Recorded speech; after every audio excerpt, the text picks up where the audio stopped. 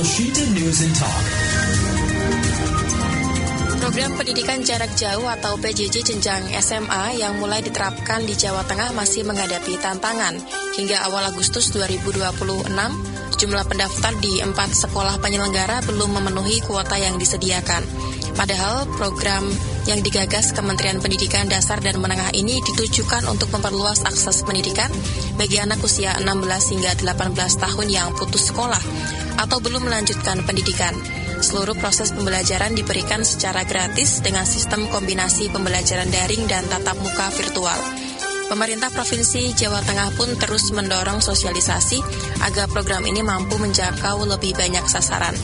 Mengapa minat masyarakat terhadap program pendidikan jarak jauh SMA di Jawa Tengah masih rendah dan strategi apa yang akan disiapkan Dinas Pendidikan agar program ini benar-benar mampu menjangkau anak tidak sekolah?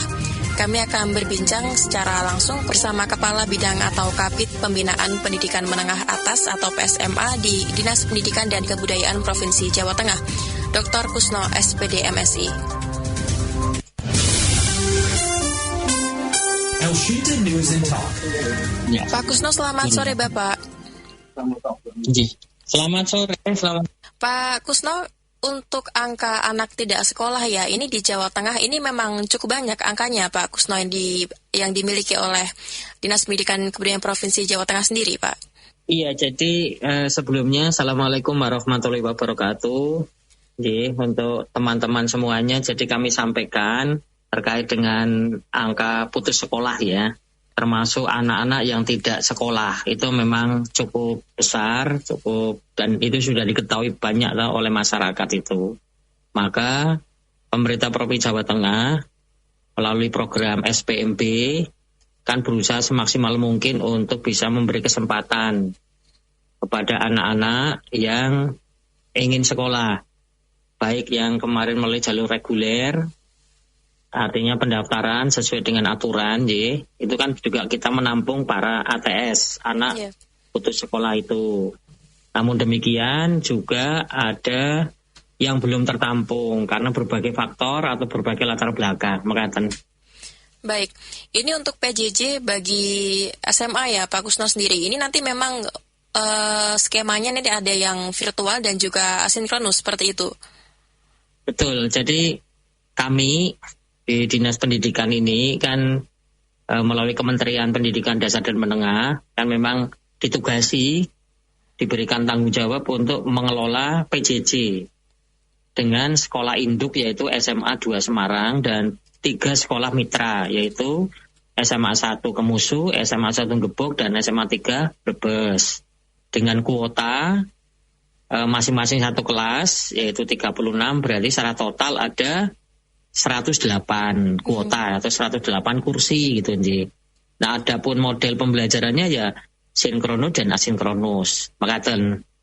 Baik, ini memang untuk faktor ya Pak Kusno ya, atau penyebab dari anak-anak SMA di Jawa Tengah yang tidak melanjutkan sekolah ini biasanya faktornya apa Pak?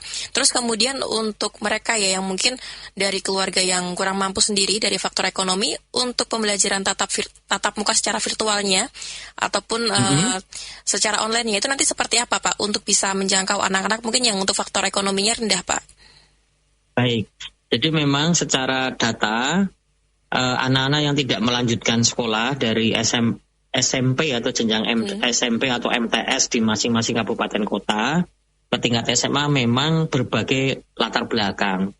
Paling utama atau paling besar karena faktor ekonomi, ketidakmampuan orang tua untuk membiayai karena situasi dan kondisi keluarga yang dihadapi. Nah, menghadapi hal seperti ini tentu ada berbagai langkah yang dilakukan oleh pemerintah Provinsi Jawa Tengah melalui Dinas Pendidikan.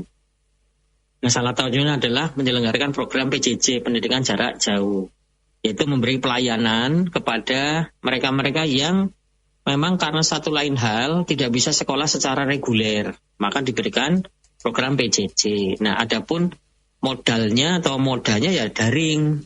Kita memberi fasilitas kepada anak-anak, baik itu berupa saluran, yaitu digital gitu, terus fasilitas pendukung lainnya, seperti katakanlah kuota, katakanlah HP, kita dalam rangka terus menyukseskan program seperti ini. Yang mereka ada di pelosok-pelosok, ada di katakanlah di daerah Kemusu Boyolali, yang mereka ada di wilayah sekitar Kabupaten Boyolali, kecamatan yang terdekat dengan sekolah SMA 1 Kemusu. Baik. Jadi itu fasilitas yang diberikan, Jadi memang betul-betul 70% asinkronus, jadi secara daring. Nah, yang 30% sinkronus itu juga bisa dilakukan dengan moda platform Zoom dan lain sebagainya. Jadi cenderung karena memang kondisi yang dihadapi oleh masing-masing anak-anak kita dengan berbagai latar belakang, maka kita memberikan kemudahan dengan kita jemput bola untuk datang ke rumahnya, komunikasi dengan orang tuanya, fasilitasi, dan kegiatan-kegiatan lain yang bisa memberikan kemudahan bagi anak-anak itu untuk mengikuti pendidikan. Baik. Baik, selain tadi yang disebutkan Pak Kusnal, Kemusung Boyolali ada tidak Pak, misalkan pemetaan wilayah yang menjadi kantong ATS terbesar Pak di Jawa Tengah? Kabupaten atau kota mana saja Pak yang angkanya masih tinggi Pak? Ya, kalau berdasarkan data ya, Nun Sewu, memang beberapa wilayah di Provinsi Jawa Tengah sih secara umum menyebar ya, merata gitu ya. Tapi seperti Kabupaten Kebumen itu juga tinggi angka tingkat putus sekolahnya, kan gitu. Kemudian untuk di Kota Semarang juga tinggi sebenarnya, tapi karena ini berada di jantung kota, ya kita mudah memberikan akses, kan gitu. Untuk wilayah-wilayah yang istilahnya berada di pinggiran itu juga lumayan besar, artinya lumayan tinggi. Tapi sampai hari ini, kami ini jejaring untuk pendidikan PJJ-nya memang di 3 kabupaten itu, mewakili untuk wilayah Pangapunten wilayah utara, wilayah barat, dan wilayah selatan, kan gitu. Baik, Pak Kusnal, kalau selama ini Pak terkait dengan mungkin tren angka ATS ya dalam 5 tahun terakhir ini di Jawa Tengah sendiri ini penurunan atau ada justru peningkatan Pak sejauh ini Pak? Ya, sejauh ini kalau kami berdasarkan data ya ada peningkatan. Ya, peningkatan. Mengapa saya sampaikan? Karena memang data menunjukkan peningkatan anak-anak putus sekolah atau ATS dengan berbagai latar belakang. Nah, di tahun ini saja Mbak, kami sampaikan kami berusaha semaksimal mungkin melalui proses pendaftaran SPMB yang bersifat reguler. Ini untuk porsi ATS, porsi afirmasi itu yang 32%. Ini alhamdulillah di sekolah-sekolah negeri rata-rata terpenuhi 32%. Tentu datanya dari mana? Dari data desil 1 sampai desil 4. Artinya di desil-desil itulah atau data-data itulah anak-anak kita kondisi ekonominya terdata semua dari desil 1 sampai desil 4. Nah, tentu sekali lagi belum bisa tertampung semuanya untuk masuk ke sekolah yang reguler dengan jalur afirmasi. Karena ya dengan berbagai pertimbangan kan gitu, Iya. Maka artinya untuk mungkin yang belum bisa tertampung Pak, mungkin ada yang juga sempat terdata tapi juga belum sempat tertampung mungkin karena faktor zonasi juga. Ini bagaimana Pak kemudian untuk para siswa ini Pak? Nantinya akan diarahkan seperti apa Pak? Apakah nanti diarahkan ke PJJ-nya atau seperti apa Pak? Betul, jadi gini, inilah yang sedang kami lakukan berbagai langkah-langkah ya di luar kalau boleh ya di atas normal lah katakan dulu Karena kami Mbak, ketika kita melakukan penjaringan oleh PJJ dengan kuota 108 untuk 3 sekolah, sampai hari ini pun belum tercapai, apalagi sampai 100. Sampai hari ini data yang kami terima itu baru 18, Mbak. Dari 3 sekolah itu tersebar 3 sekolah itu. Nah ini kami sedang memberdayakan semua lini. Contoh yang ada di Kabupaten Kemusu ya, atau di Kemusu, SMA 1 Kemusu. Kepala sekolah itu melakukan terobosan atau istilahnya ya praktek baik lah, bekerja sama dengan MKKS, kabupaten kota untuk menyampaikan bahwa program PJJ ini diperuntukkan bagi anak-anak yang belum sekolah atau bahasa lainnya putus sekolah. Kami terus bersiar terus kepada masyarakat, ayo sekolah bagi yang belum sekolah atau belum diterima di sekolah-sekolah yang sudah disediakan oleh pemerintah. Hanya memang begini, kendala-kendala yang ada di lapangan, satu, ketika kami berkunjung ke suatu sekolahan, satu rumah yang terdata bahwa anak itu tidak sekolah, ternyata anak itu sudah tidak ada di situ, sudah pergi merantau. Dicari data kemana merantaunya, pindah-pindah dari satu kota ke kota lain. Terus ada lagi kasus, datang rumah ternyata sudah menikah, kan begitu. Iya. Sehingga sulit lagi. Terus ada lagi, kita datangi dalam sebuah sekolah atau sebuah rumah, anaknya nggak mau sekolah, maunya kerja gitu. Terus pokoknya dengan rayuan maut ya bahasa saya ya, teman-teman semuanya itu dengan berbagai cara berusaha semaksimal mungkin agar teman-teman ini bisa mendapatkan siswa ya agar mau sekolah. Nah, namun ya keterbatasan yang dimiliki oleh masyarakat, sekaligus juga pangapunten kondisi-kondisi yang dihadapi secara geografis oleh masyarakat dan juga masalah ekonomi keluarga, mereka lebih memilih untuk pangapunten untuk bekerja. Nah, ini tantangan tersendiri nih buat kami di Dinas Pendidikan untuk melakukan berbagai langkah-langkah yang proaktif sehingga kuota yang 108 ini kami terus berjuang ini agar bisa memenuhi 108 kuota siswa gitu maksud saya atau murid. Makaten. Baik. Pak Kusno, selain tadi ya, kan ada anak yang tidak mau sekolah nih, sudah didatangi, tapi ternyata memang anaknya tidak mau sekolah, inginnya bekerja. Lantas ada tidak Pak, mungkin temuan dari Dinas Pendidikan sendiri selain faktor ekonomi, mungkin ada dari budaya masyarakatnya sendiri kah yang memang kebanyakan di situ anak-anaknya memang pada langsung kerja, jarang untuk yang melanjutkan pendidikan ataupun sekolah di tempat itu, karena memang dari faktor budaya dan masyarakatnya sendiri. Ada tidak Pak yang seperti itu Pak Kusno? Ya itu sih ada, cuma tidak secara dominan. Karena memang secara umum ya, ini mohon maaf nih, secara umum untuk wilayah-wilayah kabupaten kota yang ada di Provinsi Jawa Tengah sebenarnya kan masyarakatnya sudah peduli terhadap pendidikan ya, sudah mengutamakan pendidikan sebagai pintu masuk untuk mengubah pola hidup dan sekaligus nanti kehidupan di masa mendatang. Kalau kami, pendataan yang kami lakukan di kedua tempat itu, ketiga tempat lah katakanlah, di Kemusu, Brebes, dan sekitarnya, termasuk yang di Gebok, Kudus, dan sekitarnya, lebih banyak faktor karena memang satu, pada umumnya mereka sudah ada di luar kota, pada umumnya. Sudah bekerja di luar kota, otomatis di wilayah itu sudah ada yang di Jakarta, ada yang di Surabaya, ada yang di Bandung dan lain sebagainya. Yang kedua, secara umum juga mereka karena faktor ekonomi. Padahal kan kami sudah sampaikan bahwa ini loh sekolah sambil ya pangapunten ya bekerja kan boleh sambil bekerja kan gitu, tetap sekolah daring gitu loh. Kan nggak ada masalah itu. Iya, bisa disambi. Tapi karena bisa disambi lah kalau bahasanya bisa disambi.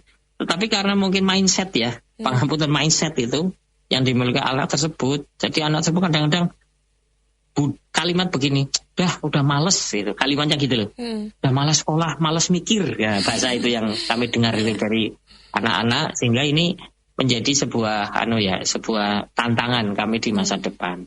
Nah, justru melalui forum ini, Pak Ibu atau Mbak ini, kami mohon bantuan lah kepada masyarakat secara umum, kalau khususnya ada di Kemusu dan sekitarnya, Boyolali dan sekitarnya, terus Brebes dan sekitarnya, Kudus dan sekitarnya, kok menjumpai ada anak yang tidak sekolah karena faktor ketidaktahuan, karena faktor ekonomi, karena faktor lain sebagainya, mohon kami juga diberitahu sehingga kami bercep untuk melakukan pendekatan, melakukan pendampingan agar mau ikut program PJJ yang kami siapkan. Mengatakan. Lantas ini memang hanya 4 sekolah saja Pak Kusno yang ditunjuk sebagai pelaksana tahap awal Pak? Ataupun mungkin nanti di pertengahan juga ada penambahan sekolah Pak? Ya, kalau hemat kami memang ini di awal ya, karena baru tahun pertama program dari pemerintah pusat, kementerian, kami di Jawa Tengah melanjutkan. Sebenarnya kan sebelumnya di tempat itu adalah sekolah virtual. Yang sebelum ada program PJJ dari pusat, di Provinsi Jawa Tengah kan sudah melaksanakan kelas virtual namanya. atau sekolah virtual atau kelas virtual. Jadi kelas itu ada di tempat lain secara virtual. Nah, karena ada program PJJ, maka itu jadikan include menjadi program pendidikan jarak jauh gitu loh, Nji. Baik. Makaten. Berarti untuk saat ini Pak yang terdata baru hanya sekitar 18 anak ya Pak yang ikut PJJ Pak? Betul. Nah ini. Nah kami terus berupaya semaksimal mungkin dan tentu ke depan kami berharap sekali yang 3 kelas ini 108 bisa terpenuhi sehingga ini menjadi pemantik semangat kami nanti di masa depan, di tahun depan untuk bisa menambah sekolah mitra lainnya.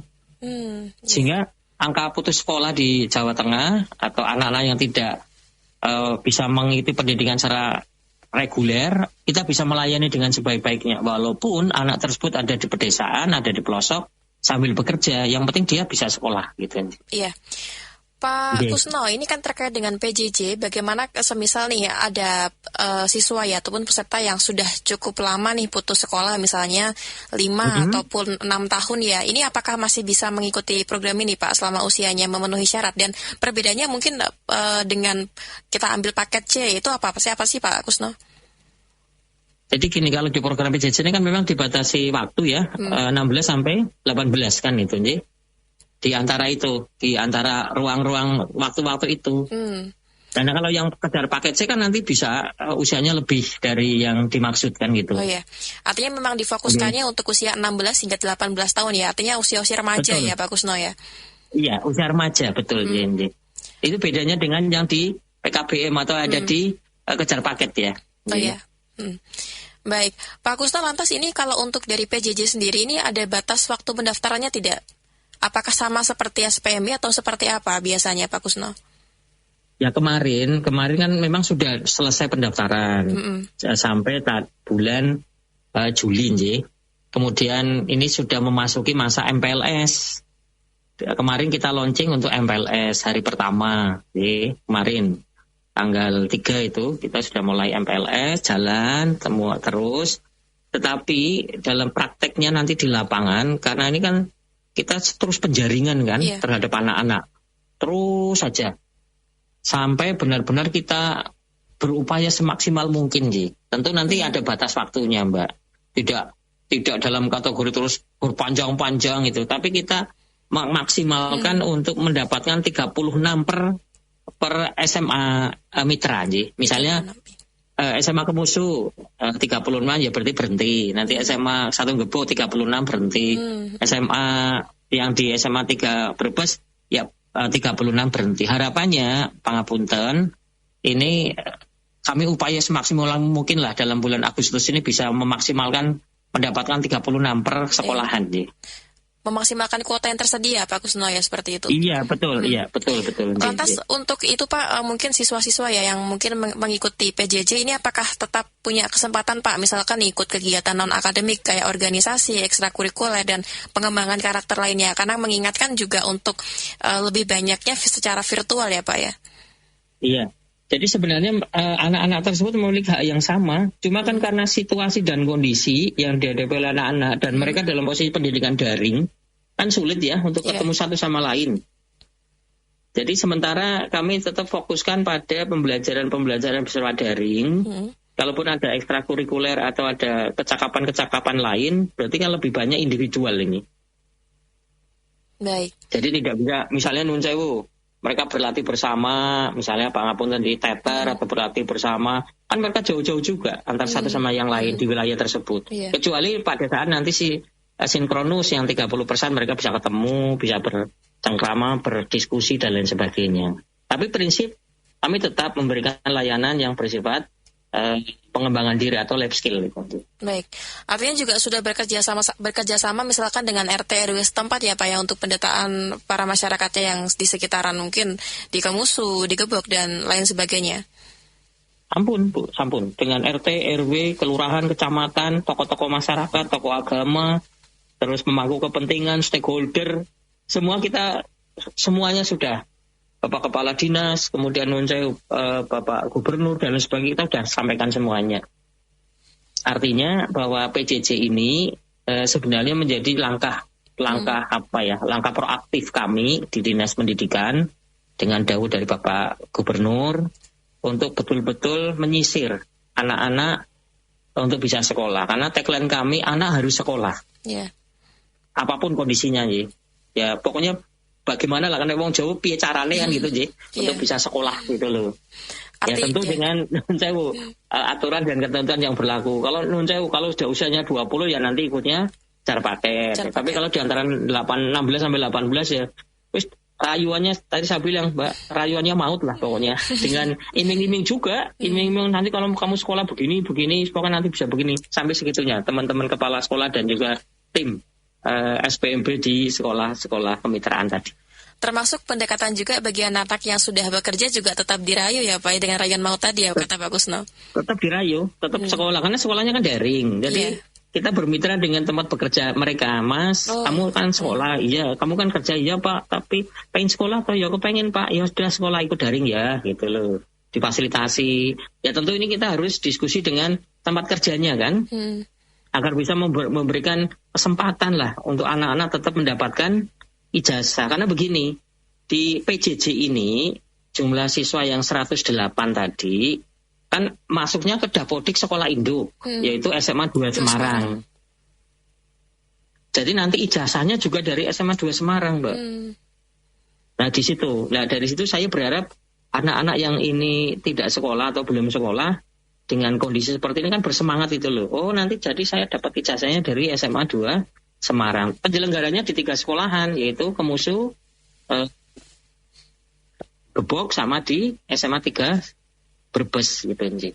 Baik, artinya juga nanti sepanjang pembelajaran juga ada pengawasan ya Pak. Misalkan mengawasi peserta yang sudah ikut PJJ ini tidak kembali putus sekolah di tengah program.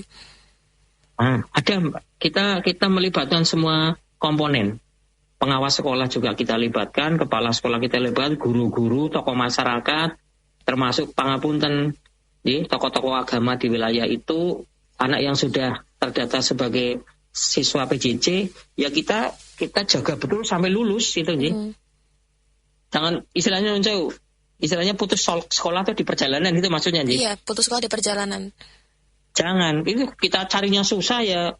Bicaranya biar bisa lulus gitu Iya, lulus. Artinya juga ada guru pendamping ya Pak ya, sama seperti di kita sekolah formal biasa nih. Ada guru pendamping, pangapunten nggih, ada wali kelasnya nanti di kelas itu kan satu kelas itu ada wali kelas, ada guru-guru pendamping, ada ada guru BK-nya juga dari sekolah penyelenggara yang sekolah kemitraan. Ya sama persis dengan sekolah-sekolah pada umumnya, cuma di tempatnya daring gitu loh, agak tidak di situ gitu loh. Baik, mungkin terakhir ya Pak Kusno sebagai penegasan juga, mungkin apa Pak pesan ataupun apa ya hal lain yang ingin disampaikan kepada masyarakat, terutama pendengar nih, bagi pendengar juga yang punya tetangga ataupun mungkin saudara yang butuh banget ini mungkin juga ikut PJJ, boleh juga Pak Kusno disampaikan kepada pendengar supaya lebih teredukasi juga. Kepada seluruh pendengar El Sinta nih nggih. Iya, betul Pak Kusno. Seluruh pendengar radio El Sinta dimanapun Bapak Ibu berada, saudara-saudara berada, terkait dengan program PJJ yang diselenggarakan oleh Dinas Pendidikan Provinsi Jawa Tengah melalui Sekolah Induk SMA 2 Semarang, Sekolah Mitra yaitu SMA 1 Gebok Kudus, SMA 3 Brebes dan SMA 1 Kemusu di Boyolali. Kami mohon sekali dengan hormat dan sekaligus mohon bantuan lah kepada Bapak Ibu yang di wilayah-wilayah terdekat dengan sekolah kemitraan tersebut. Apabila menjumpai ada anak yang belum sekolah di usia antara 16 sampai 18 tahun, monggo kami diberikan akses untuk bisa komunikasi, untuk bisa mengajak agar adik-adik kita, anak-anak semua ini bisa sekolah.